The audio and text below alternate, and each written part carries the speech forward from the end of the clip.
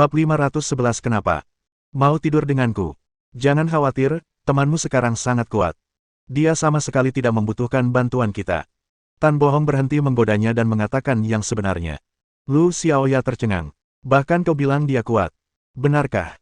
Lu Changsheng tertawa. Bos miliaran dolar itu cuma berlutut di depan pintunya selama 2 jam dan memohon ampun. Dia bahkan gak sempat ketemu. Masa dia nggak kuat? Rahang Lu Xiaoya ternganga karena terkejut. Tanda seru. Bos miliaran dolar berlutut selama 2 jam dan memohon belas kasihan. Dia bahkan tidak melihatnya. Apakah orang ini begitu kuat sekarang? Lu Changsheng meliriknya dan berkata, kamu sudah lama memancing, tapi belum dapat ikan. Kalau kamu bisa dapat suami yang kaya, itu bagus sekali. Lu Xiaoya tersipu lagi. Aku tidak mau repot-repot dengan kalian. Setelah berkata demikian, dia pun bergegas melarikan diri. Berita tentang Tang Fusan yang memohon pada Ye Feng di tengah hujan menyebar seperti api di Zonghai. Semua orang sekali lagi menyaksikan cara Tuan Ye yang baru bangkit ini. Untuk sesaat, mereka semua terdiam terhadap Ye Feng. Ye Feng juga menerima telepon dari Kong Xianghui dan teman-temannya. Mereka semua mengungkapkan kekagumannya. Ketika dia selesai berurusan dengan orang-orang ini, hari sudah larut malam. Ye Feng menguap dan bersiap untuk beristirahat. Pada saat ini, dia tiba-tiba menerima telepon dari Lu Xiaoya. Tuan Ye, Anda sungguh hebat sekarang. Sungguh suatu kehormatan bagi Anda untuk menerima telepon saya. Begitu panggilan tersambung, suara menggoda Lu Xiaoya terdengar. Ye Feng duduk kembali di sofa dan menjawab sambil tersenyum, aku tidak perlu menjawab panggilan siapapun, tapi aku harus menjawab panggilanmu. Karena kamu cucu Tan Bohong. Siapa yang berani menolak panggilanmu? Kamu mau telepon aku karena kakekku. Kamu. Dasar babi besar, aku tutup dulu ya. Jangan tutup teleponnya. Aku cuma bercanda. Lagi pula, kita masih berteman baik, kan? Kupikir kau sudah menjadi Tuan Ye yang terhormat dan tidak peduli lagi berteman denganku. Bagaimana mungkin? Bahkan jika aku menjadi Presiden Amerika Serikat, kau tetap temanku. Anda Presiden Amerika Serikat. Kenapa Anda tidak menjadi kaisar saja? Jika aku menjadi kaisar, akan ada tempat untukmu di harem. Pergi ke neraka, siapa peduli? Serius, kamu bebas besok. Kenapa? Kamu mau tidur denganku? Tidur. Aku cuma merasa kita sudah lama tidak bertemu, jadi kita bisa makan di luar. Kalau begitu aku harus periksa jadwalku dulu. Kau tahu, aku sangat sibuk sekarang. Cek, dasar bau. Lupakan saja. Jangan. Aku sudah lihat jadwalku. Aku bisa makan denganmu selama 1 jam. Kalau begitu, terima kasih, Tuan Ye, sudah memberi saya muka. Nanti saya kirimkan alamat restorannya. Keesokan harinya, ketika Ye Feng bangun, Chen Xuan sudah pergi ke perusahaan. Dia bahkan meninggalkannya sebuah catatan. Intinya, proyek renovasi lama Lingyun Real Estate akan segera dimulai. Ia akan sangat sibuk selama periode ini dan tidak akan datang ke Zongtian Lakeview Villa untuk sementara waktu. Ye Feng menatap ruangan besar itu. Sepertinya ia harus tinggal sendirian lagi. Seperti biasa, ia berlatih tinju dan mempelajari keterampilan medisnya. Dia kemudian berganti pakaian kasual dan mengendarai likannya ke tempat janji temu. Alamat yang diberikan Lu Xiaoya kepadanya adalah sebuah rumah pertanian di pinggiran kota. Jaraknya agak jauh, sekitar 30 km. Untungnya, masih ada banyak waktu. Ia tidak terburu-buru. Ia mengemudi perlahan sambil mengagumi pemandangan di sepanjang jalan. Ketika dia berjarak kurang dari 10 km dari rumah pertanian. Tanpa peringatan, sebuah notifikasi sistem berdering di telinganya. Sistem telah mendeteksi sistem navigasi harta karun baru, silakan lurus sejauh 100 meter dan belok kanan. Ye Feng tidak dapat menahan perasaan terkejutnya. Peluang apa saja yang mungkin ada di alam liar ini? Akan tetapi, karena sistem telah memberinya perintah seperti itu, pasti ada alasannya. Dia tidak punya pilihan selain mengikuti sistem navigasi dan mengubah arah perjalanannya. Setelah berkendara sekitar 10 menit, ia tiba di dasar tebing yang curam. Tebing itu tingginya sedikitnya 100 meter. Pada saat ini, di bawah tebing, sekelompok pendaki tebing tengah menggosok-gosokkan tangan mereka. Ketika mobilnya berhenti, dia langsung menarik perhatian semua orang. Lagi pula, mobil super ini terlalu menarik perhatian. Ye Feng membuka pintu mobil dan keluar, lalu berjalan ke arah mereka. Kalian sedang bertanding. Salah satu pria yang tampaknya menjadi penyelenggara acara mengangguk. Ya, kami mengadakan kompetisi panjat tebing. Ada apa? Ye Feng menatap tebing curam itu. Aku ikut. Pria itu mengamatinya. Kamu juga pernah berlatih panjat tebing. Ye Feng menggelengkan kepalanya. Tidak, tapi aku bisa mencoba. Pria itu langsung menggelengkan kepala dan menolak. Itu tidak akan berhasil. Panjat tebing adalah olahraga ekstrim yang sangat berbahaya. Jika Anda belum terlatih, itu sangat berbahaya. Jika terjadi kecelakaan, kami tidak bisa memikul tanggung jawab ini. Ye Feng meregangkan tubuhnya. Kamu tidak perlu bertanggung jawab. Kalau aku jatuh, bawa saja aku ke rumah sakit. Kata-katanya membuat kontestan lainnya tertawa. Bro, kamu mendaki dengan tekad untuk mati. Semangatmu patut dipuji. Saya sarankan kamu jangan impulsif. Panjat tebing itu sangat berbahaya. Sebaiknya kamu mulai dari dasar. Kamu masih sangat muda. Kalau kamu kecelakaan, itu bukan hal yang bisa dianggap enteng. Ya, kita semua profesional. Kenapa kamu ikut-ikutan main? Cepat dan dinginkan diri di pinggir. Kompetisi kita akan segera dimulai. Ye Feng melirik mereka. Apa kalian takut kalah dari pemain amatir sepertiku dan merasa malu? Kata-katanya segera membangkitkan kemarahan publik. Kok bisa ngomong gitu? Kok nggak tahu terima kasih banget? Benar. Kami semua melakukan ini demi kebaikanmu. Kenapa kamu masih menyalahkan kami? Lu Dongbin benar-benar tidak tahu bagaimana memperlakukan orang baik. Kenapa kau membujuknya? Kalau dia mau memanjat, biarkan saja. Lagi pula, kalau dia jatuh sampai mati, dia tidak bisa menyalahkan kita. Raja Neraka tidak bisa menyelamatkan hantu terkutuk ini. Bab 512 ini hanya lelucon seumur hidupnya. Pada saat ini, seorang pria bersenjata lengkap berjalan di depan Ye Feng. Nak, karena kamu tidak takut mati, aku akan memasukkanmu ke dalam daftar. Tapi, kalau kamu tidak bisa bangun atau turun di tengah jalan, kamu bisa ngompol. Ketika kontestan lain mendengar ini, mereka langsung tertawa terbahak-bahak. Mereka menatap Ye Feng dengan ekspresi seolah tengah menonton pertunjukan. Ye Feng menoleh ke arah pria itu. Dari apa yang kau katakan, kau pernah mengompol karena takut sebelumnya. Begitu dia mengatakan ini, wajah para kontestan berubah. Nak, sepertinya kau masih belum tahu siapa yang berdiri di depanmu. Zhang Chao, apa kau pernah mendengar tentang dia? Dia adalah pemain profesional yang berpartisipasi dalam kompetisi panjat tebing nasional dan memenangkan medali perunggu. Dan dia juga pelatih di banyak klub panjat tebing kelas atas. Apa dia bakal takut sampai ngompol? Orang bodoh sebenarnya tidak takut dan berani mengatakan apapun. Ye Feng mendengar kata-kata semua orang dan menatap pria itu lagi. Jadi dia pemain profesional.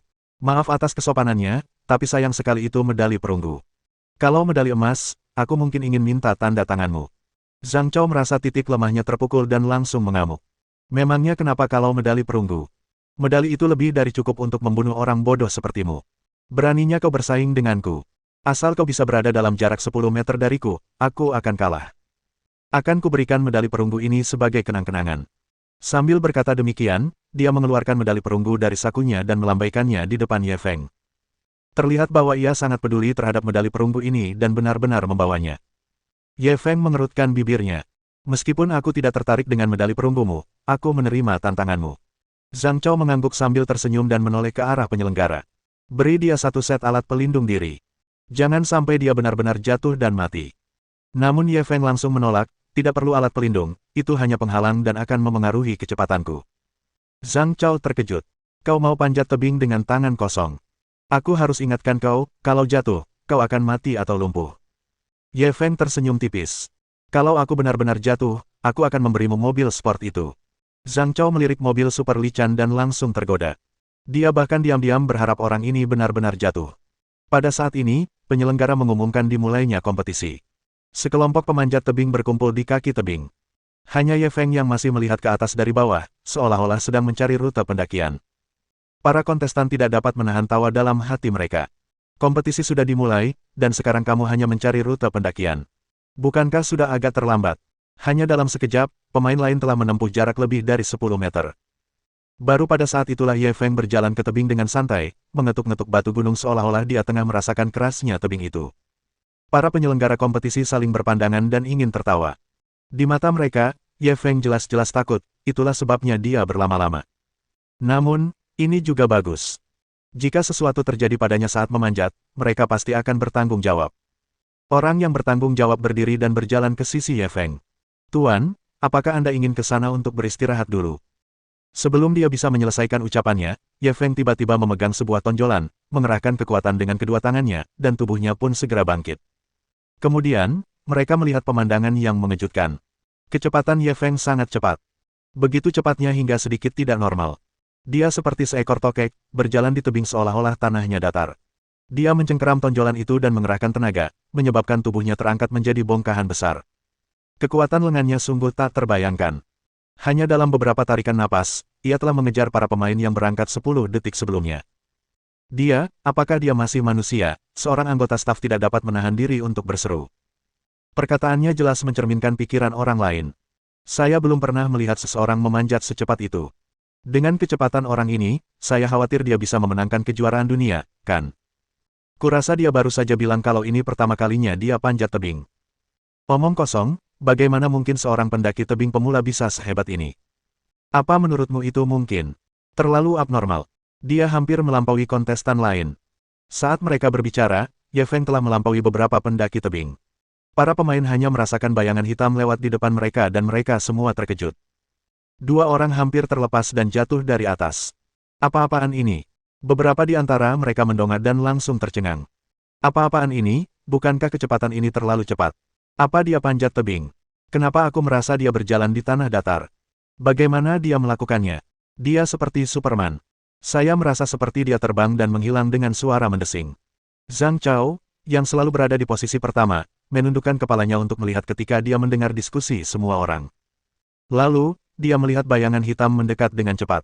Apa ini? Sebelum dia sempat bereaksi, Ye Feng sudah melewatinya, meninggalkan senyuman jahat. Semoga beruntung. Setelah berkata demikian, dia melambaikan tangannya dan tubuhnya langsung melayang ke angkasa. Zhang Chao merasakan hawa dingin di selangkangannya dan hampir mengompol.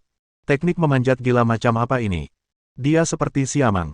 Itu benar-benar telah menembus batas-batas kemanusiaan. Semua orang sudah lupa bahwa mereka sedang berkompetisi. Mereka menatap Ye Feng dengan tatapan kosong. Dalam waktu singkat, ia telah naik ke ketinggian lebih dari 50 meter. Lebih jauh ke atas, ada sebuah gunung besar yang menonjol. Jenis gunung ini sangat menyusahkan dan berbahaya. Kalau dia tidak dapat berpegangan dengan kuat, dia mungkin akan terjatuh. Ini adalah batas kompetisi mereka dan mereka tidak berencana untuk melanjutkan pendakian. Ye Feng juga mengalami beberapa kesulitan. Ia berhenti di puncak gunung yang menonjol dan mulai mengamati. Saudaraku, berhenti memanjat. Kamu sudah menang. Ya, terlalu berbahaya di sana. Ini sudah sangat mengesankan. Kamu adalah pemanjat tebing terkuat yang pernah kulihat. Kamu pantas menjadi juara. Saudaraku, turunlah. Kita semua mengaku kalah. Namun, Ye Feng menutup telinga terhadap semua orang. Ia menatap gunung yang menjulang tinggi itu lama sekali. Dia mengerahkan tenaga di bawah kakinya dan terbang ke atas. Semua orang terkesiap. Apakah orang ini gila? Kalau dia meleset dan jatuh dari ketinggian 100 meter, bukankah dia akan berubah menjadi pasta daging? Ini hanya mempermainkan hidupnya. Bab 513 Lingzi berusia 300 tahun. Tepat ketika semua orang khawatir tentang keselamatan Ye Feng, dia meraih sebuah batu yang menonjol. Tubuhnya terus bergoyang di udara. Semua orang begitu ketakutan, sampai-sampai mereka berhenti bernapas. Sial, pemuda ini terlalu berani. Tanda seru. Ye Feng hanya berhenti sejenak sebelum meneruskan pendakiannya. Dia segera mencapai ujung tebing yang panjangnya lebih dari 100 meter. Pada saat itu, seseorang tiba-tiba berseru, "Gawat! Ada elang gunung!" Semua orang mendongak dan melihat seekor elang gunung mengepakkan sayapnya, menerkam ke arah Ye Feng. Semua orang panik dan berteriak. Faktanya, bahkan tanpa mereka ingat, Ye Feng telah memperhatikan elang yang tengah menerjang ke arahnya. Namun, dia tidak panik. Dia mencengkeram dinding batu dengan kedua tangan dan mengayunkan tubuhnya. Elang gunung langsung meleset. Para penonton di bawah terkesiap.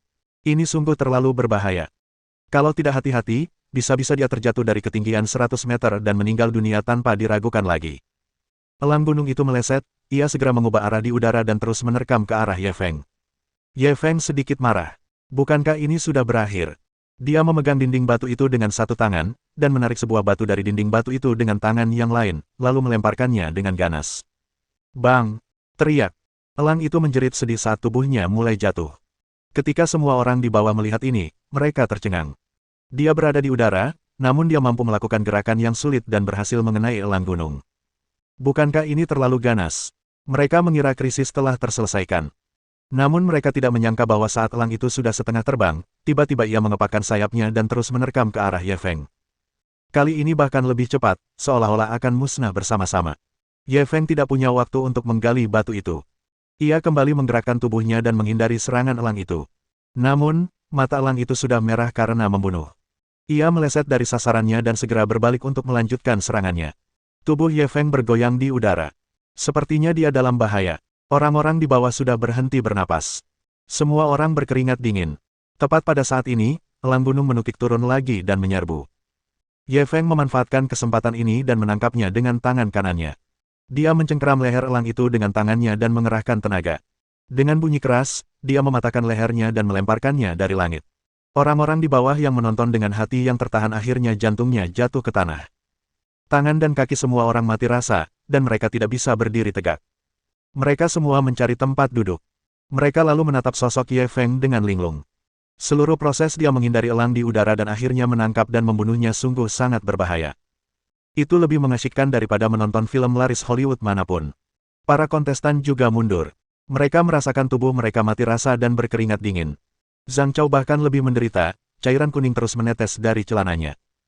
Dia benar-benar takut buang air kecil. Ye Feng, yang masih berada di tebing, menghela napas lega. Di saat yang sama, keraguan muncul di hatinya. Mengapa elang ini tiba-tiba menyerangnya seperti orang gila? Mungkinkah sarangnya ada di sana? Dia terus memanjat dengan keraguan dan segera mencapai puncak tebing. Lalu, matanya melebar. Di puncak tebing, ada tanaman besar mirip jamur. Ini adalah Lingzi. Dia baru saja belajar kedokteran, jadi dia langsung mengenali tanaman ini. Namun, sebagian besar Lingzi dalam kesannya berukuran sebesar telapak tangan, atau paling besar sebesar bola basket. Namun, Lingzi di depannya berdiameter hampir 1 meter. Lingzi sebesar itu pasti berusia setidaknya 300 tahun, bukan? Meskipun dia telah melihat begitu banyak harta karun yang tak tertandingi, dia masih terkesiap. Lingzi berusia 300 tahun. Ini sungguh harta karun yang langka. Tak heran elang itu ingin melawannya sampai mati. Jika ia memakan Lingzi ini, umurnya akan bertambah setidaknya 10 tahun, atau bahkan 20 tahun.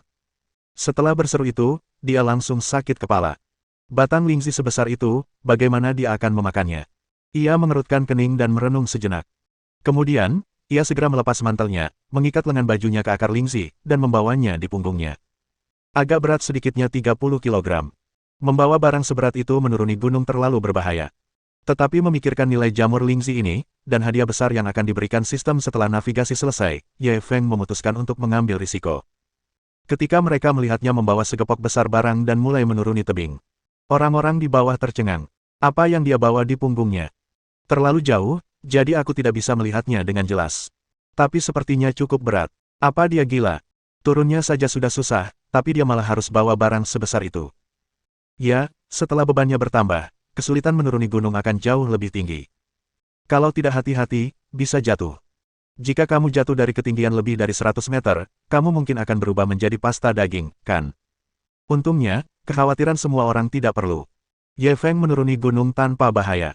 Meskipun kecepatannya tidak secepat saat mendaki, sudah sangat jarang baginya untuk turun dengan mulus. Baru setelah ia mendarat, hati semua orang akhirnya tenang. Lalu, mereka mengalihkan pandangan mereka ke benda di belakang guru itu. Apa ini? Kelihatannya seperti jamur. Ini sepertinya Lingzi, kan? Tapi ini terlalu berlebihan. Kok bisa ada Lingzi sebesar itu? Ini sepertinya Lingzi. Aku pernah melihatnya di toko obat Cina sebelumnya. Bentuknya persis seperti ini, tapi tidak sebesar ini. Ya ampun, Lingzi sebesar itu pasti bernilai puluhan ribu, kan? Pada saat itu, seorang staf yang mengenali barang tersebut tergagap. Puluhan ribu. Lingzi ini setidaknya berumur 100 tahun, setidaknya. Puluhan juta. Berapa, puluhan juta. Semua orang tercengang. Bab 514 medali perunggu, aku tidak menginginkannya. Saya punya teman yang berkecimpung di bisnis pengobatan Tiongkok. Dia sering bercerita tentang pengobatan Tiongkok. Saya dengar dia bilang Lingzi berumur 10 tahun bisa dijual ratusan ribu.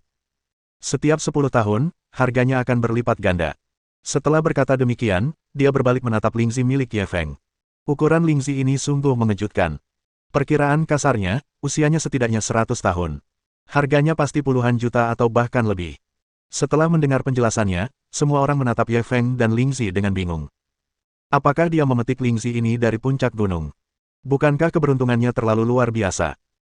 Masih ada lagi. Kalau ada, aku akan naik dan mengambilnya. Kau terlalu banyak berpikir. Bagaimana mungkin ada begitu banyak harta karun seperti itu? Aku hanya bisa bilang dia beruntung. Ini bukan sekadar keberuntungan. Ini benar-benar luar biasa. Puluhan juta, astaga. Jadi ini Lingzi. Bisakah seseorang hidup selamanya setelah memakannya?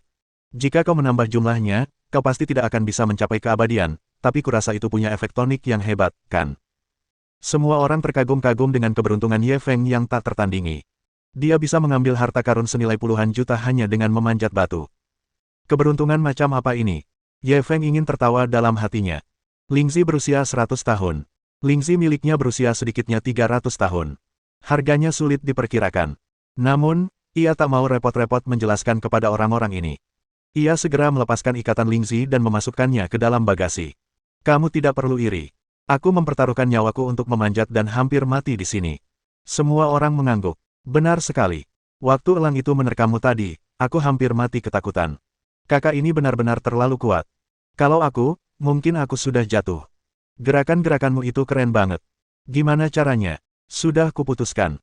Mulai sekarang, kau akan jadi idolaku. Idola, bolehkah aku berfoto? Aku juga. Aku akan mengingat apa yang terjadi hari ini seumur hidupku. Saya juga ingin mengambil foto. Semua orang sudah menganggap Ye Feng sebagai idola mereka. Mereka semua berebut untuk berfoto dengannya. Namun Ye Feng menolak semuanya. Dia tidak ingin menjadi idola. Lebih baik tidak terlalu mencolok. Saat itu, Zhang Chao menghampiri dan menyerahkan medali perunggu. Kamu menang. Medali perunggu ini milikmu. Orang bisa melihat keengganan di matanya. Dapat dilihat bahwa medali perunggu ini sangat penting baginya. Ye Feng mengambil medali perunggu itu dan menimbangnya di tangannya sebelum melemparkannya kembali kepadanya. Simpan saja. Kalau medali emas, aku mau, tapi aku tidak peduli dengan medali perunggu. Setelah berkata demikian, dia melambaikan tangan kepada semua orang dan pergi. Pada saat ini, pemberitahuan sistem berbunyi di telinganya. Selamat kepada tuan rumah karena telah menyelesaikan misi perburuan harta karun, 1 miliar uang tunai. Ketika Ye Feng mendengar hadiahnya, suasana hatinya menjadi lebih baik. Sistem ini menjadi semakin dermawan, secara langsung memberi imbalan 10 digit kecil. Akan tetapi, sebelum dia bisa bahagia terlalu lama, dia tiba-tiba teringat kencannya dengan Lu Xiaoya. Sialan, aku terlalu fokus memetik Lingzi sampai hampir lupa tentang ini. Petik 1. Meskipun dia sudah memacu kendaraannya hingga kecepatan maksimal, dia masih terlambat lebih dari setengah jam. Ketika dia tiba di rumah pertanian, dia melihat Lu Xiaoya duduk di pintu menunggunya dari jauh. Saya benar-benar minta maaf. Saya mengalami kecelakaan di jalan. Begitu dia keluar dari mobil, dia langsung meminta maaf sebesar-besarnya. Lu Xiaoya mendengus. Tidak apa-apa. Kau sekarang adalah Tuan Ye yang terhormat di Zonghai. Wajar saja kalau kau terlambat. Ye Feng buru-buru tersenyum meminta maaf. Ini benar-benar kecelakaan. Aku sungguh-sungguh minta maaf padamu. Ini tidak akan terulang lagi. Kemarahan Lu Xiaoya mereda ketika melihat sikap tulusnya. Apa yang terjadi padamu? Apa kau terluka? Ye Feng segera melambaikan tangannya. Aku baik-baik saja. Aku kebetulan melihat kompetisi panjat tebing di jalan, jadi aku ikut bersenang-senang. Lu Xiaoya mulai tertarik. Kau tahu cara panjat tebing? Kenapa aku belum pernah mendengarnya sebelumnya? Ini juga pertama kalinya bagiku. Kalau begitu, kamu seharusnya kalah telak, kan? Kamu nggak ngompol. Maaf mengecewakanmu. Bukan cuma aku nggak ngompol, tapi aku bahkan sampai naik ke puncak gunung. Jangan menyombongkan diri. Kamu bisa mendaki 100 meter di panjat tebing pertamamu. Kau masih tidak percaya? Lihat, ini rampasan perang yang kutemukan di puncak gunung, kata Ye Feng sambil membuka peti itu. Ketika Lu Xiaoya melihat Lingzi raksasa itu, ia tercengang. Lingzi sebesar ini, pasti sudah lebih dari 100 tahun, kan? Ini sungguh harta karun yang tak ternilai. Ye Feng langsung mengacungkan jempol padanya. Seperti yang diharapkan dari cucu Tan Bohong, penglihatanmu memang bagus. Lu Xiaoya sama sekali tidak senang setelah dipuji olehnya. Kenapa kamu tidak mengajakku untuk bersenang-senang seperti itu? Ye Feng langsung memutar matanya. Menarik. Aku hampir mati jatuh dari ketinggian 100 meter. Lu Xiaoya tiba-tiba menjadi gugup. Apa yang sebenarnya terjadi? Ye Feng segera menjelaskan masalah penyergapan elang gunung. Dia menggambarkan kejadian berbahaya itu dengan jelas, seakan-akan dia sendiri yang mengalaminya. Lu Xiaoya berkeringat dingin. Meskipun Ye Feng sekarang berdiri di depannya, dia masih merasakan ketakutan. Kamu tidak boleh berpartisipasi dalam kegiatan seperti itu lagi. Ini terlalu menakutkan. Ye Feng melihat ekspresi khawatirnya dan merasa tersentuh. Jangan khawatir, aku baik-baik saja, kan? Ngomong-ngomong, kita makan siang apa? Sebelum Lu Xiaoya sempat menjawab, seorang wanita setengah baya berjalan keluar dari halaman kecil itu. Nona Lu, apakah ini pacarmu? Bisakah kita makan sekarang? Wajah cantik Lu Xiaoya langsung memerah. Bibi Wang, omong kosong apa yang kau bicarakan? Dia bukan pacarku. Namun, Bibi Wang menatapnya seolah dia bisa melihat semuanya. Bibi berpengalaman. Waktu kamu menunggunya di pintu tadi, kamu kelihatan seperti istri kecil.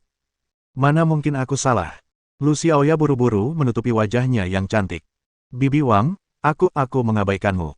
Setelah berkata demikian, dia segera memasuki halaman kecil itu. Bab 515 aku tidak melihat apa-apa, kalian lanjutkan. Dekorasi rumah pertanian ini sepenuhnya sesuai dengan gaya pedesaan. Di dalam kamar itu ada sebuah tempat tidur bata, dan di atasnya ada meja persegi kecil yang dipenuhi segala macam masakan rumahan. Rasanya juga sangat khas pedesaan. Ye Feng makan 2 suap dan tak kuasa menahan diri untuk mengacungkan jempol. Xiaoya, rumah pertanian pilihanmu ini benar-benar bagus. Lu Xiaoya duduk di hadapannya dan tersenyum bangga. Tentu saja, aku ahli dalam hal makanan. Aku tahu semua makanan lezat di Zonghai. Tanda seru. Ye Feng tak kuasa menahan diri untuk menggelengkan kepala dan tersenyum.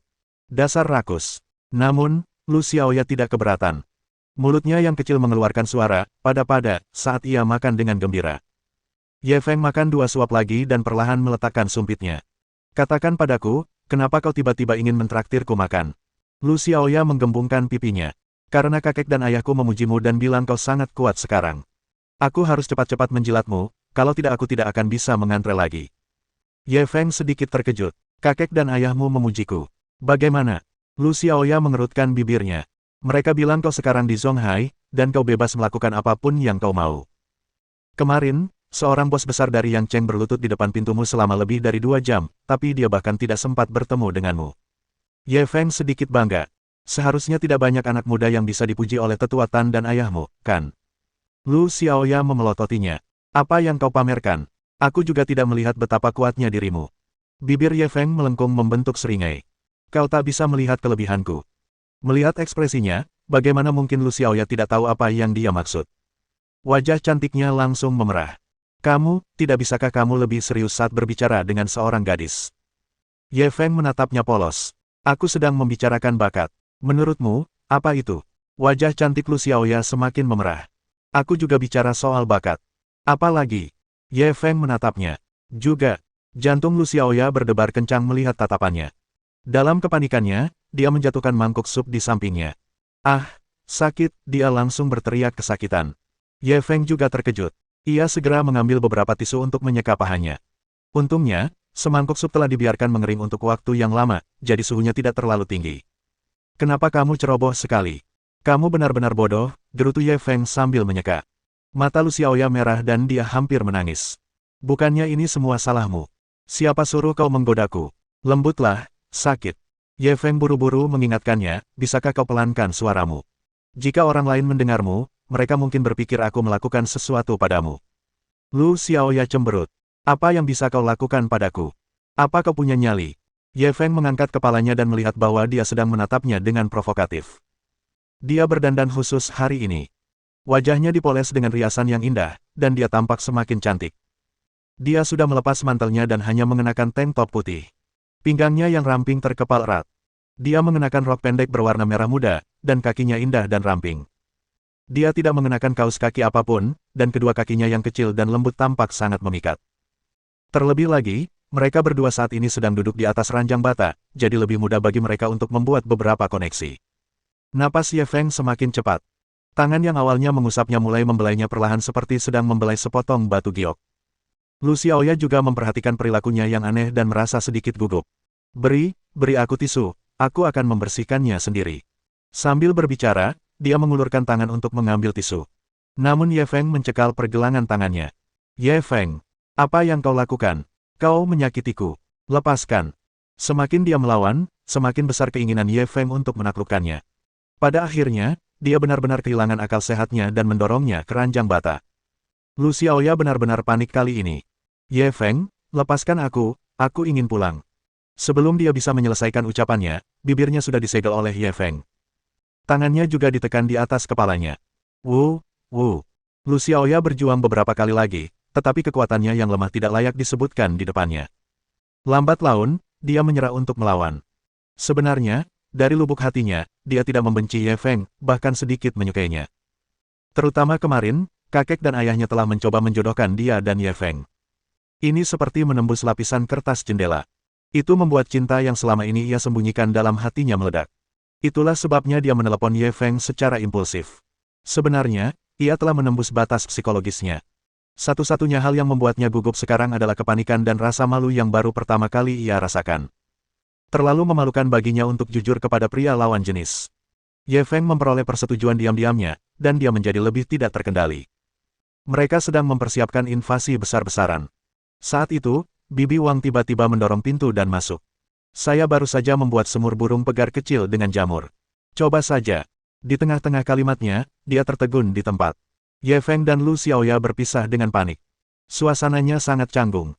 Aku tidak melihat apa-apa. Kalian lanjutkan saja. Bibi Wang berlari keluar dengan panik dan terus bergumam, kamu masih bilang kalau kalian bukan sepasang kekasih. Sudah kubilang aku tidak akan salah. Ye Feng menatap Lu Xiaoya dengan canggung. Maaf, aku hanya. Lu Xiaoya melotot padanya.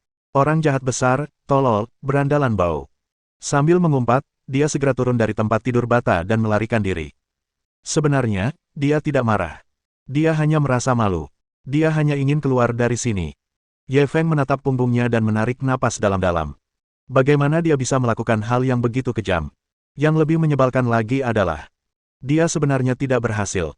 Dia benar-benar lebih buruk dari seekor binatang. Bab 516 merepotkan. Lu Xiaoya sudah pergi.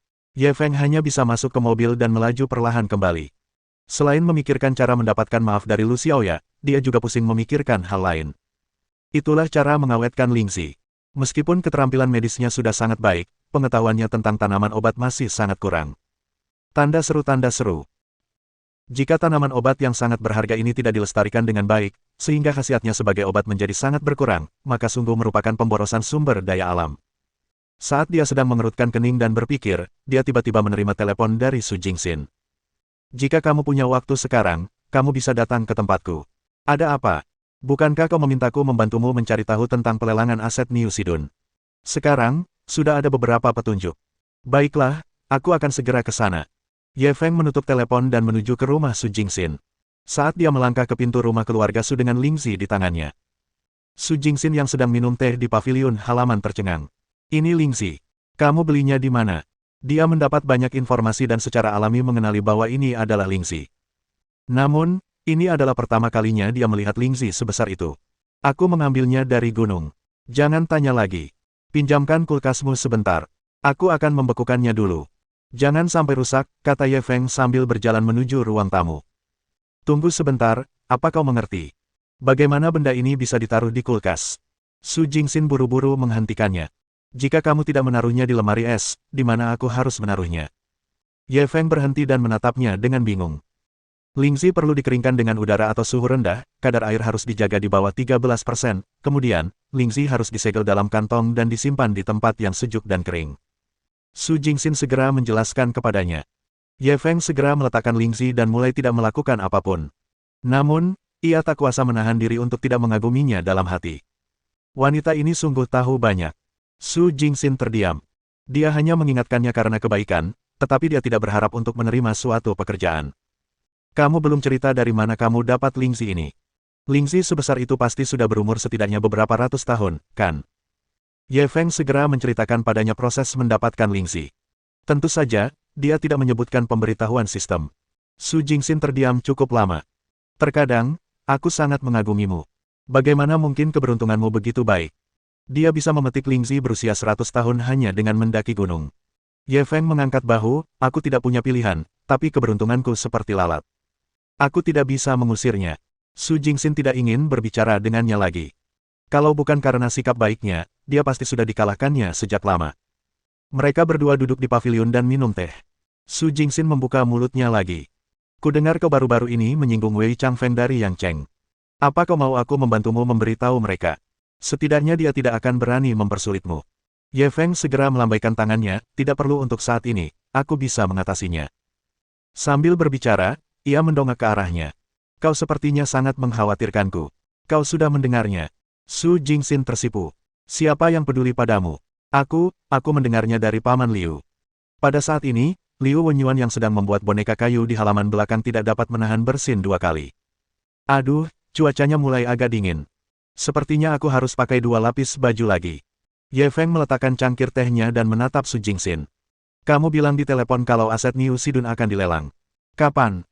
Su Jingxin meletakkan cangkir tehnya dan menjawab dengan serius, mungkin dalam seminggu, tetapi lelang ini terbatas pada lingkaran kecil, dan persyaratan modalnya sangat tinggi. Seberapa tinggi? 1 miliar, dana likuid. Bagus. Tidak banyak. Su Jingxin terdiam lagi. Perkataan orang ini sungguh keterlaluan. Bukankah 1 miliar yuan itu banyak? Banyak orang dengan kekayaan bersih puluhan miliar mungkin tidak punya modal likuid sebanyak itu, ya. Jika ini tidak cukup, lalu berapa yang cukup? Setahu saya, banyak orang yang mengincar lelang ini dengan penuh nafsu. Sebaiknya kau pergi ke Yang Cheng terlebih dahulu untuk memasang jebakan. Aku mengerti. Aku akan berangkat besok. Kalau begitu, saya doakan kamu sukses. Jangan khawatir. Aku bertekad memenangkan lelang ini. Ye Feng memancarkan kepercayaan diri. Su Jingxin menatapnya, tenggelam dalam pikirannya sejenak. Namun, dia cepat bereaksi dan segera mengalihkan pandangannya. Ye Feng mengobrol dengannya sebentar sebelum dia berdiri dan pergi. Kalau begitu, aku serahkan Lingzi ini padamu. Jangan. Aku hanya tahu sedikit teori. Kalau aku merusaknya, aku tidak mampu membayarnya. Aku akan memperkenalkanmu pada ahlinya. Kau bisa langsung menemuinya. Su Jingxin buru-buru menolak. Ye Feng tak berdaya. Ia hanya bisa membawa Lingzi dan pergi. Su Jingxin memperkenalkannya ke toko obat Cina yang disebut toko obat kekaisaran. Begitu dia masuk ke toko, dia mencium aroma obat yang kuat. Tuan, Anda. Seorang pemuda berjas putih hendak menyambutnya ketika tiba-tiba ia melihat Lingzi raksasa di tangannya. Matanya terbelalak seolah melihat hantu. Ini Lingzi. Ye Feng langsung memutar matanya. Omong kosong. Apa kau pikir itu jamur? Pria itu buru-buru melambaikan tangannya. Bukan itu maksudku. Hanya saja, ini pertama kalinya aku melihat Lingzi sebesar ini. Ye Feng tak mau repot-repot bicara omong kosong dengannya. Saya mencari Dr. Shen Yulong. Apakah dia ada di toko sekarang? Pria itu akhirnya tersadar. Kau mencari majikanku. Ya. Tunggu sebentar. Sambil berbicara, dia cepat-cepat berjalan memasuki ruangan. Sesaat kemudian, seorang lelaki tua berjanggut putih bergegas keluar tanpa alas kaki. Di mana Lingzi berusia 100 tahun itu, cepat beritahu aku. Dengan itu, dia bergegas menuju Lingzi. Seolah-olah dia telah melihat keindahan yang tak tertandingi dan ingin menyentuhnya tetapi tidak berani. Apa ini benar-benar Lingzi? Dilihat dari ukuran dan warnanya, usianya setidaknya 300 tahun. Semoga beruntung, semoga beruntung. Bab 517 menolak harga 300 juta. Pada saat ini, ada banyak pelanggan di toko obat kekaisaran. Mendengar perkataan Shen Yulong, mereka menoleh dengan kaget. Lingzi berusia 300 tahun. Ya ampun, kok bisa begitu? Jangankan berusia 300 tahun, Lingzi yang berusia 10 tahun pun harganya sangat mahal. Ya, Lingzi berusia 300 tahun, berapa harganya? Anak ini akan kaya raya. Tanda seru. Tingkat ramuan obat yang berharga ini tidak dapat diukur dengan uang. Shen Yulong mendengar bisikan orang banyak dan tersadar kembali. Ia buru-buru menatap Ye Feng. Adik kecil, apakah kamu menjual Lingzimu? Aku punya teman lama di Yang Cheng yang sedang memanen Lingzi. Semakin tua, semakin baik. Lingzimu yang berusia 300 tahun ini pasti bisa dijual dengan harga yang bagus. Ye Feng segera menggelengkan kepalanya dan menolak, saya tidak menjualnya. Shen Yulong masih enggan menyerah. Aku bisa memutuskan sendiri. Aku akan memberimu harga dulu. 300 juta. Begitu dia mengatakan hal itu, para pelanggan di toko itu terkejut. Ya ampun, Lingzi seperti itu benar-benar bisa dijual seharga 300 juta. Awalnya saya pikir paling banyak puluhan juta. Saya tidak menyangka jumlahnya 300 juta. Anak muda ini baru berusia 20-an, tapi dia bisa menghasilkan 300 juta. Dia benar-benar muda dan menjanjikan. Anak muda, apa yang masih kau ragukan? Cepat setujui. Ya, jika kamu menjual Lingzi ini, kamu tidak perlu khawatir tentang uang selama sisa hidupmu. Sebelum Ye Feng bisa berbicara, mereka mulai merasa cemas. Namun Ye Feng tetap bergeming. Sudah kubilang, aku tidak akan menjual. Semua orang bahkan semakin tercengang. Anak ini keras kepala banget, ya 300 juta dan dia masih belum laku. Apa dia tahu arti 300 juta? Kalau saya jual saja 30 juta, apalagi 300 juta. Sehebat apapun ramuan obat ini, apa gunanya menyimpannya di tangan? Lebih baik ditukar dengan uang. Mungkin dia kaya. Dia sama sekali tidak peduli dengan 300 juta. Semua orang mengkritik keputusan, bodoh, Ye Feng. Ye Feng meremehkan kata-kata orang-orang ini. Ketika dia menyelesaikan misi perburuan harta karun hari ini, sistem memberinya hadiah 1 miliar yuan. Sekadar 300 juta tidak ada artinya baginya. Terlebih lagi, Jika Lingzi berusia 300 tahun ini diberikan kepada orang lain, efeknya mungkin tidak akan maksimal. Lebih baik ditukar dengan sejumlah uang. Akan tetapi, baginya, yang telah menguasai keterampilan medis yang kuat, efek Lingzi ini sungguh tak terukur. Bagaimana bisa diukur hanya dengan 300 juta? Shen Yulong ingin membujuknya lagi. Ye Feng sudah agak tidak sabar. Aku datang ke sini hari ini untuk meminta bantuanmu mengawetkan Lingzi ini, bukan untuk menjualnya. Kalau kamu terus mengomel, aku akan cari orang lain. Shen Yulong buru-buru menghentikannya. Maaf, aku terlalu banyak bicara. Aku tidak percaya orang lain bisa menanganinya, jadi aku akan menanganinya untukmu sendiri.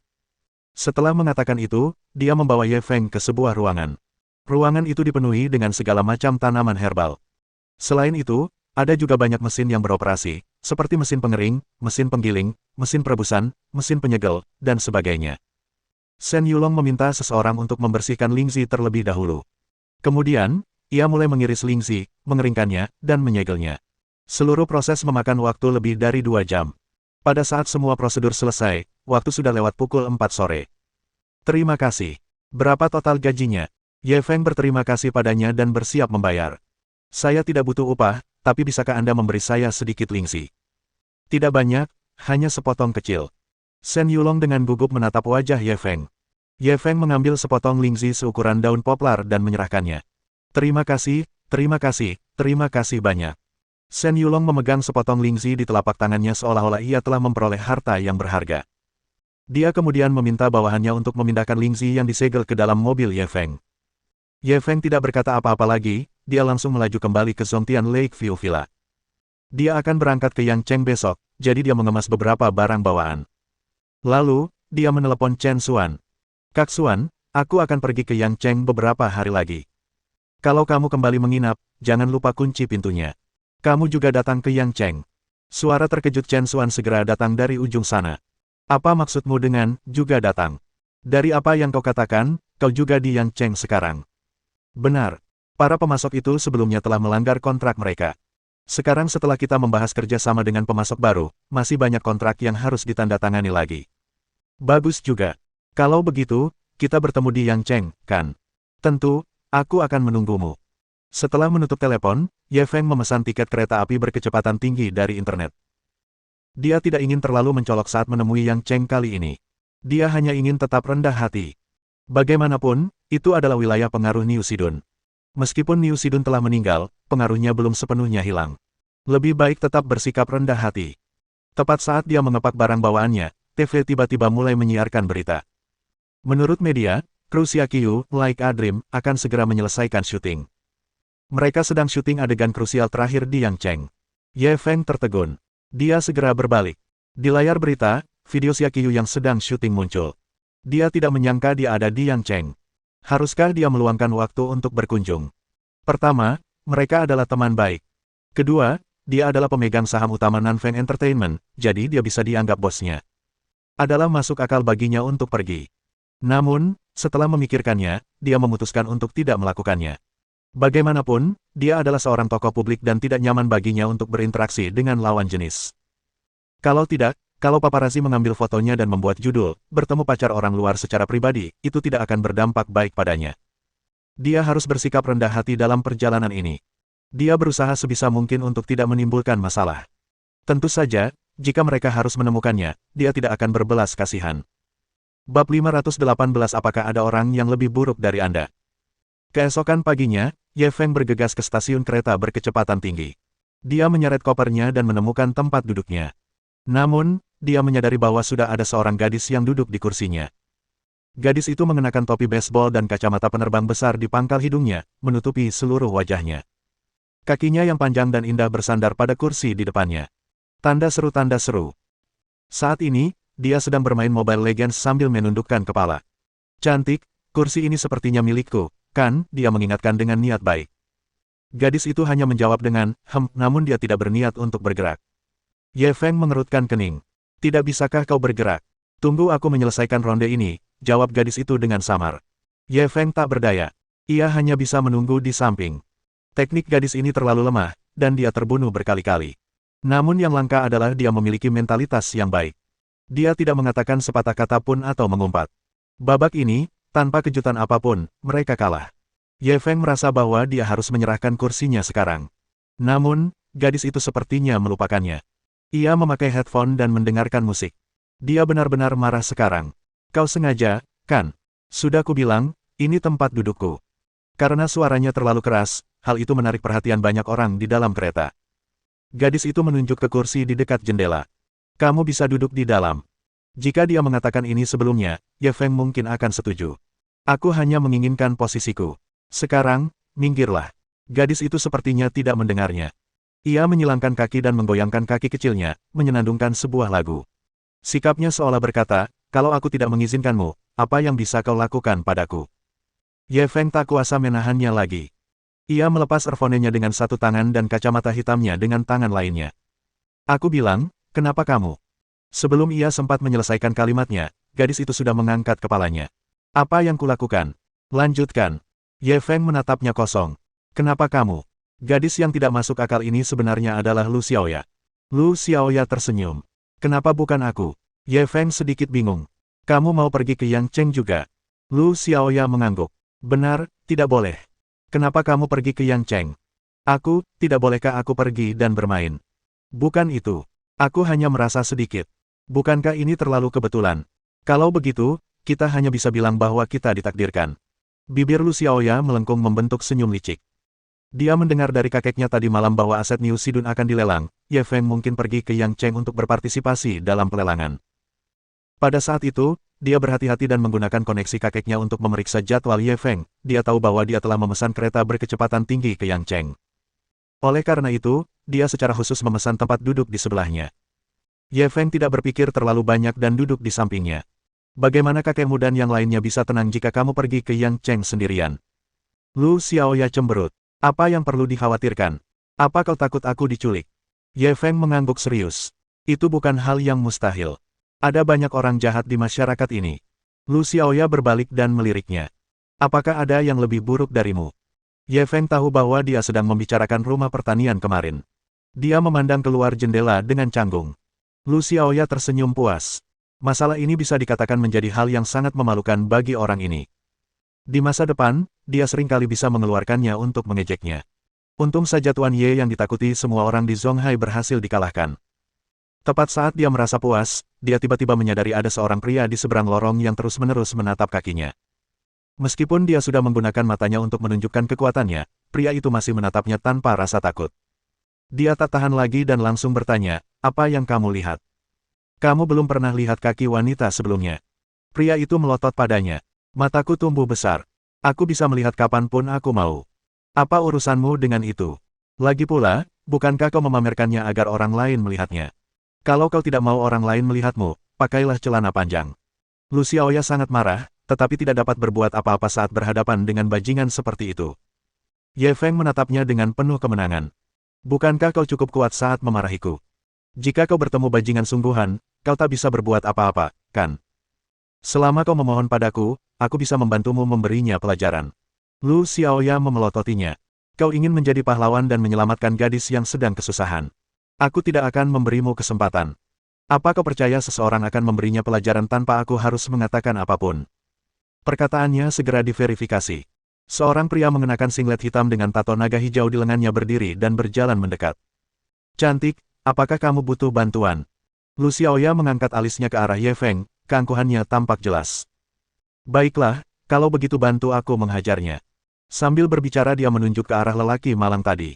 Pria bertato itu balas menatap pria itu. Tidak masalah. Kalau aku menghajarnya, kamu bisa menambahkanku sebagai teman di WeChat. Itu tidak terlalu berlebihan, kan? Lu Xiaoya tidak berkomentar. Itu tergantung pada kinerjamu. Pria bertato itu tak berkata apa-apa lagi. Ia mencengkeram kerah baju pria malang itu dan meninju matanya. Orang malang itu tidak mau kalah dan langsung melakukan serangan balik. Keduanya bertarung di lorong. Lu Xiaoya ingin dunia kacau dan bahkan mengipasi api. Gunakan lebih banyak kekuatan. Apakah hanya ini yang bisa dilakukan manusia? Pria bertato itu terpancing oleh kata-katanya dan menyerang lebih ganas lagi. Tak lama kemudian, lelaki malang itu dipukuli hingga kepalanya berdarah. Matanya bengkak dan ada darah di sudut mulutnya. Berhenti melawan, berhenti melawan. Aku mengaku kalah. Orang malang itu akhirnya tidak tahan lagi dan menjadi orang pertama yang kalah. Kemudian, ia menoleh ke Lu Xiaoya dan meminta maaf dengan hormat, maaf. Aku salah. Aku tidak berani melihatnya lagi. Lu Xiaoya menatap Ye Feng dengan puas. Lihat, bahkan tanpamu, aku masih bisa menyelesaikan masalah ini dengan mudah.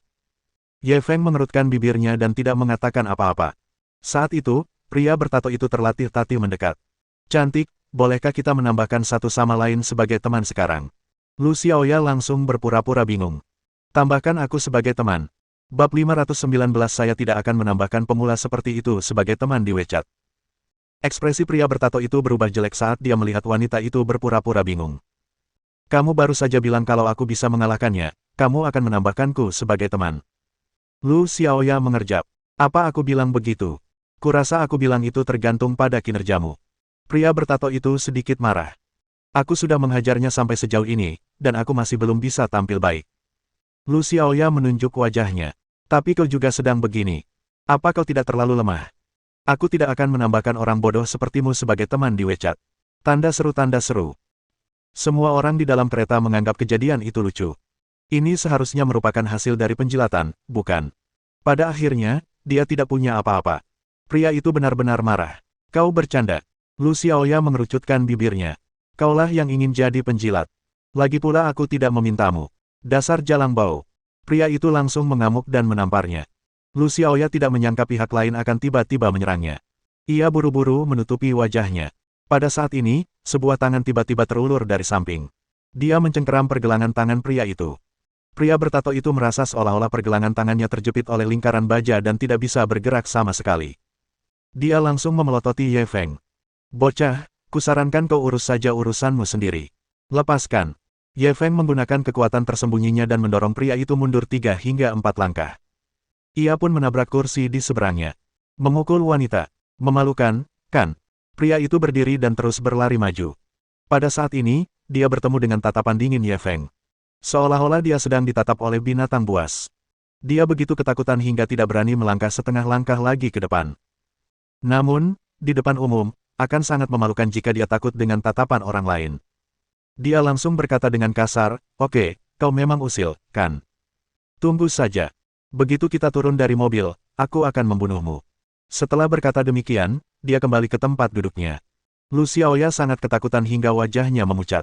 Ia segera meraih tangan Ye Feng. Ye Feng, apa yang harus kita lakukan sekarang? Ye Feng tidak keberatan.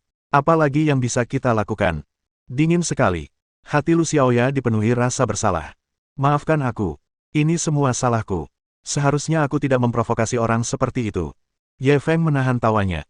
Kita sudah memprovokasi dia, apa gunanya bicara begitu? Wajah Lu Xiaoya dipenuhi kepanikan. Apa yang harus kita lakukan sekarang?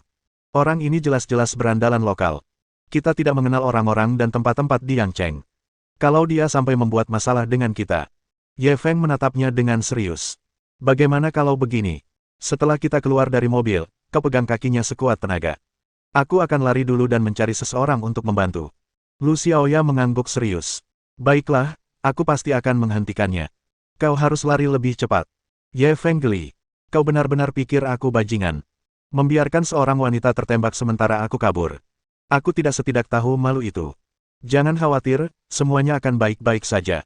Meskipun Lu Xiaoya mendengar apa yang dikatakannya, dia masih sedikit gugup. Kepala kecilnya dengan cepat memikirkan solusi. Zonghai sangat dekat dengan Yangcheng. Mereka hanya membutuhkan waktu lebih dari 1 jam untuk mencapai stasiun. Pria bertato itu berdiri dan menyeringai pada mereka berdua. Aku akan menunggumu di luar. Kalau kau berani, ikut aku. Dengan itu, dia berbalik dan keluar dari mobil. Ye Feng, kenapa kita tidak menelepon polisi? Lu Xiaoya memandang Ye Feng dengan panik. Untuk saat ini, hal itu tidak diperlukan. Ye Feng melepas barang bawaan mereka dan mengikuti kerumunan itu keluar dari mobil. Ketika mereka berdua berjalan menuju pintu keluar, mereka melihat pria bertato dan beberapa orang lainnya menjaga pintu keluar dari jauh. Orang-orang itu semua membawa tongkat di tangan mereka, dan mereka tampak seperti pembunuh. Para penumpang yang keluar stasiun semuanya menghindari mereka karena mereka tidak ingin memprovokasi para perusuh tersebut. Lu Xiaoya semakin gugup sekarang. Telapak tangannya berkeringat, dan ia menggenggam tangan Ye Feng erat-erat, enggan melepaskannya. Pria bertato itu mengambil tongkat baseball dan terus memukulkannya di tangannya, dengan senyum sinis di wajahnya. Seolah-olah dia sedang menatap dua mangsa. Pada saat itu, dua pria berpakaian hitam tiba-tiba menyerbu dari belakang dan mendorong para perusuh itu ke samping. Pria bertato itu langsung berbalik dengan marah. Namun, dia langsung meringkuk ketakutan. Seorang pria parubaya keluar dari Bentley. Kemudian, di bawah perlindungan sekelompok pengawal berpakaian hitam, dia berjalan cepat. Pria parubaya itu tampak gagah. Setiap gerakannya memancarkan aura seorang petinggi. Para penumpang yang meninggalkan stasiun semuanya minggir dan menyaksikan dengan kaget dari jauh. Apa yang dilakukan orang-orang ini? Bukankah barisan ini terlalu menakutkan? Mungkinkah mereka datang ke sini untuk menyambut orang penting? Pria bertato dan bawahannya juga mundur.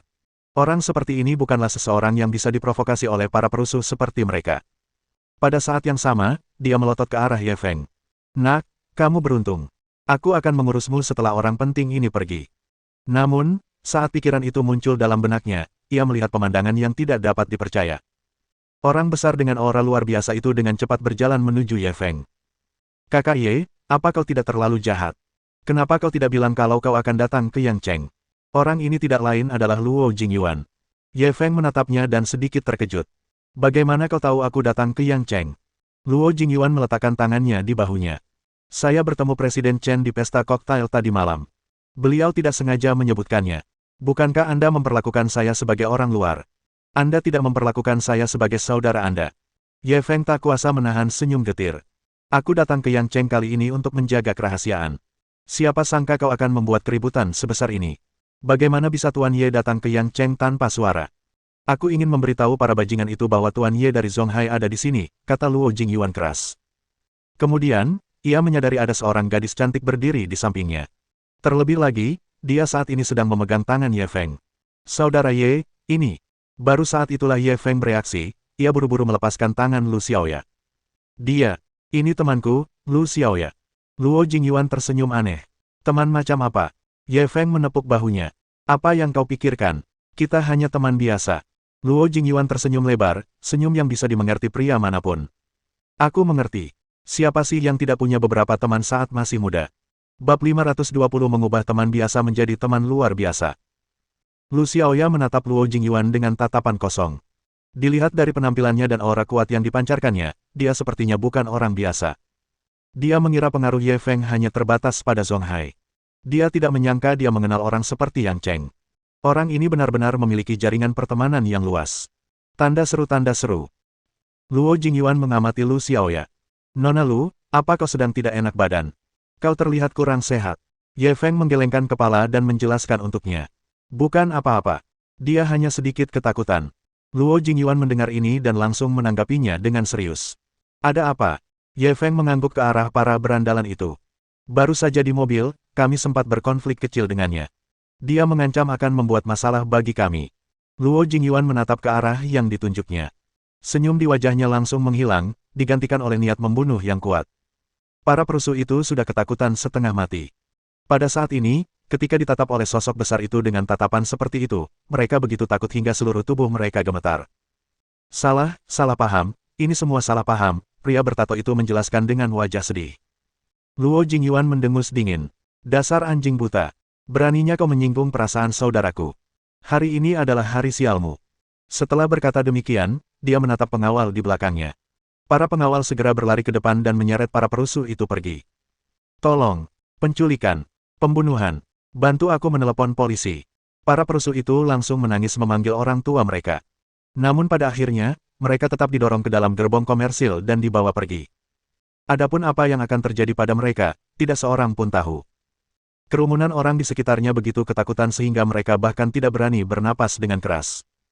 Lagi pula, mereka tidak kenal para hooligan itu.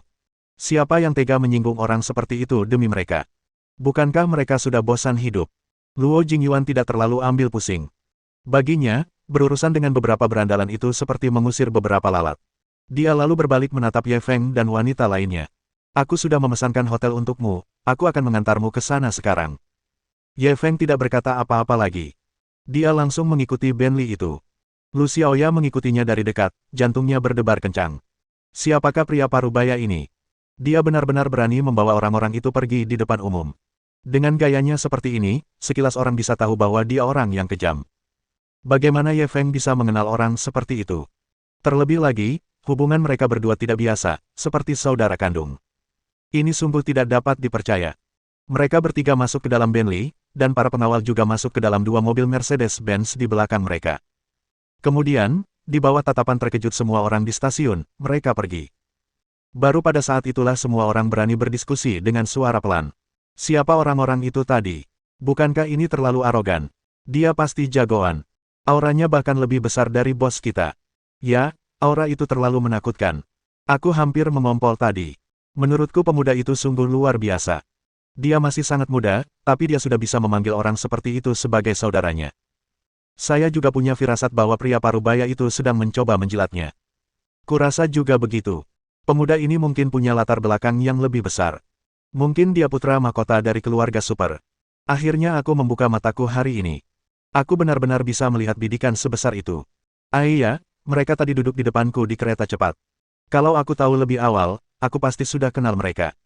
Kamu benar-benar ingin mengenal orang seperti ini. Kamu pantas. Baiklah. Aku akui aku tidak layak. Luo Jingyuan telah memesan hotel bintang 5 bernama Kelsa. Dan itu adalah kamar presidensial yang paling mewah. Saat Ye Feng dan Lu Xiaoya memasuki ruangan, mereka terkejut dengan kemewahan di dalamnya. Semua perabotan dibuat khusus dan gayanya sangat harmonis. Jelaslah bahwa itu adalah karya seorang desainer hebat. Terlebih lagi, pemandangan rumah itu sangat luas. Dari jendela Prancis yang besar, orang bisa langsung melihat seluruh gambar yang ceng. Kamar seperti ini tidak murah untuk satu malam, kan? Ye Feng mengalihkan pandangannya dari pemandangan di luar dan berbalik menatap Luo Jingyuan. Luo Jingyuan langsung menepuk dadanya dan berkata dengan angkuh, "Kita, saudara, bicara soal uang, merusak hubungan kita. Kamu boleh tinggal di sini selama yang kamu mau. Kamu tidak perlu khawatir soal harga. Kamu salah paham. Maksudku, bisakah kita memesan kamar lain sesuai standar ini?" Luo Jingyuan hampir memuntahkan darah. Kukira kau malu dan ingin membayarku untuk kamar itu. Aku tidak menyangka kau akan meminta sebanyak itu. Ye Feng langsung tersenyum. Kau baru saja mengatakannya, kita bersaudara. Membicarakan uang akan merusak hubungan kita. Luo Jingyuan tertawa datar. Tapi bicara soal hubungan itu merugikan keuangan. Apa kamar suite presidensial belum cukup untukmu? Ye Feng menoleh ke Lu Xiaoya di sampingnya, kita ini laki-laki dan perempuan. Bagaimana kita akan tinggal di sini? Luo Jingyuan memelototinya dengan kesal. Kenapa kau mencoba berpura-pura menjadi teman baikku? Jangan bilang kalian berdua hanya teman biasa. Ye Feng langsung memutar matanya. Tapi kami sebenarnya teman biasa. Luo Jingyuan mengedipkan mata padanya. Bukankah ini kesempatan bagus bagimu untuk mengubah teman-temanmu yang biasa menjadi luar biasa? Ye Feng ingin melanjutkan. Dia langsung menyela, dan aku sudah bertanya-tanya sebelumnya. Ini satu-satunya kamar yang tersisa di hotel ini. Bagaimana dengan kamar biasa? Kamu bercanda. Kenapa aku harus bohong? Kalau nggak percaya, tanya aja di resepsionis. Ye Feng benar-benar terdiam. Ia melirik Lu Xiaoya. Sepertinya kita hanya bisa bertahan. Untungnya, suite ini punya beberapa kamar tidur. Wajah Lu Xiaoya sudah memerah, dan dia hanya menjawab dengan lembut. Luo Jingyuan segera berbisik ke telinga Ye Feng, ingatlah untuk mengambil tindakan pencegahan keselamatan. Setelah mengatakan itu, dia tidak memberinya kesempatan untuk menjelaskan. Kalian duduk dulu. Aku akan menunggumu di bawah. Aku akan mengadakan pesta penyambutan nanti. Kemudian dia berbalik dan berjalan keluar. Mohon dukungan dari omom ante-ante sekalian, buat subscribe atau sharekan novel Mimin ke Facebook kalian, agar channel Mimin bisa terus berkembang. Dengan begitu, Mimin bisa lebih semangat untuk up novel seru lain ke depannya. Sekiranya ada kebutuhan buat subback, silakan inbox Mimin atau tuliskan di kolom komentar, Mimin dulukan dengan ucapan terima kasih.